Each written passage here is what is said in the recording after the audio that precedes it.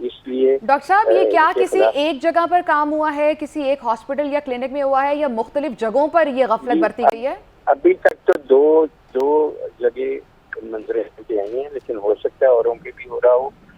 تو اس کے لیے جو ڈرگ انسپیکٹرز ہیں ان کا یہ کام ہے کہ اس کو آئیڈینٹیفائی کرتے اور سیل کر دیتے جو اب ہم نے کیا ہے، اور ان کے خلاف FIR درج ہوتی جو کہ ہو چکی ہیں. اور آئندہ ہم یہی کر رہے ہیں کہ اس کو اس طریقے سے یوز نہیں کیا جائے. بے شک یوز کریں، لیکن وہ جو پراپر اس کا ایک طریقہ ہے کہ ڈائریکٹ کمپنی سے لے کے اس کو. اچھا ڈاکٹر صاحب جب ایک مریض بیمار ہوتا ہے تو وہ مسیحا کے روپ میں دیکھتا ہے ڈاکٹر کو، ڈاکٹر کے پاس جاتا ہے صحت یاب ہونے کے لیے. اس کے وہم و گمان میں بھی ایسا کچھ نہیں ہوتا کہ آپ بینائی چلی جائے گی یا کچھ اور ہو جائے گا اور کبھی زندگی میں دیکھ نہیں سکوں گا. تو جو 70 لوگ اس سے متاثر ہوئے ہیں، کیا وہ کبھی نہیں دیکھ سکیں گے زندگی بھر؟ اور جو ان کی بینائی گئی ہے اس کا ذمہ دار کون ہے؟ یہ تو ابھی ٹیمپریری چیز ہے. ظاہر ہے ان کو حکومت کی ذمہ داری، اور حکومت نے ان کو ٹرانسفر کر دیا اپنے بہترین ہاسپٹل میں اسٹیٹ آف دی آرٹ، اور اپنے خرچے پہ کیا ہے، اور ہم اپنے خرچے پہ ان کا علاج معالجہ کریں گے. اور ہمیں اللہ کے گھر سے بہت امید ہے کہ وہ انشاءاللہ انفیکشن کنٹرول ہوگی تو وہ ٹھیک ہو جائیں گے. تو انشاءاللہ اللہ تعالیٰ کرے گا کہ ڈاکٹر صاحب اس میں ڈریپ کی غفلت آپ سمجھتے ہیں کہ ڈریپ کی غفلت ہے اس کے اندر؟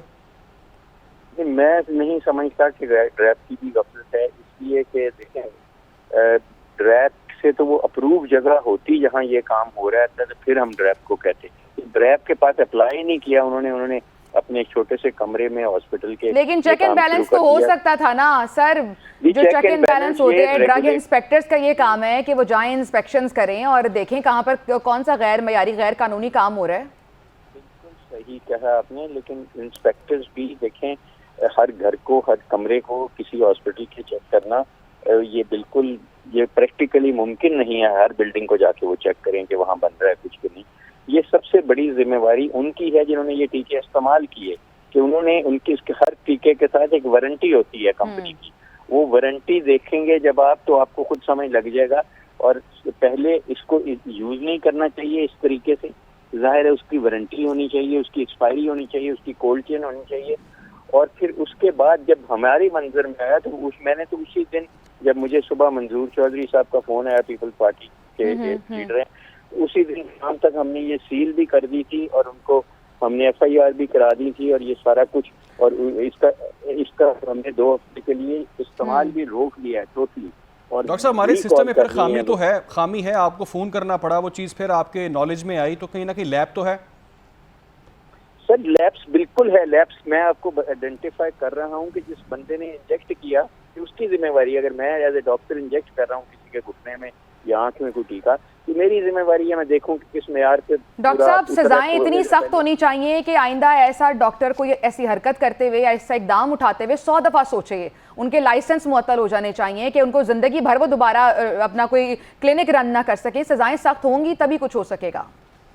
جی بالکل، آئی ایگری ود یو. اور ہم بالکل اس پہ بالکل فعال ہیں. کل کی منسٹر صاحب نے خود میٹنگ لی اور اس میں ہم نے بہت سخت ایکشن لیے، اور ہم اس کو منطقی انجام تک پہنچائیں گے تاکہ ڈیٹرنس ہو. آئندہ یہ کوئی بھی کسی کی بنائی یا کسی کی زندگی سے کھیلنے کا سوچے.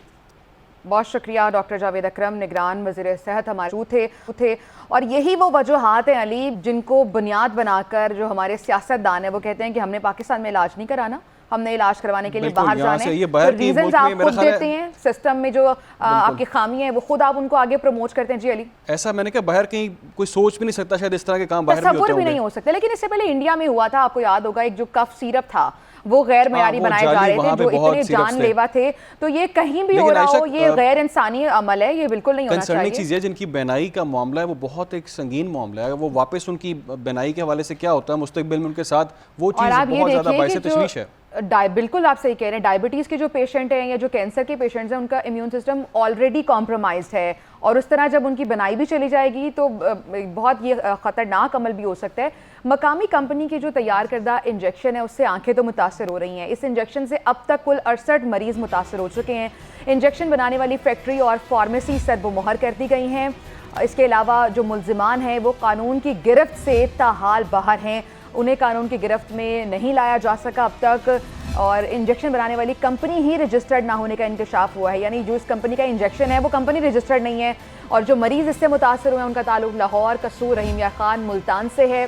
68 شہریوں کی بنائی اس سے متاثر ہو چکی ہے۔ نگران وزیر صحت کی جانب سے یہ فگرز بتائے گئے ہیں کہ اب تک کل 68 پیشنٹس ہیں جن کی بنائی جا چکی ہے اس انجیکشن کے لگنے سے۔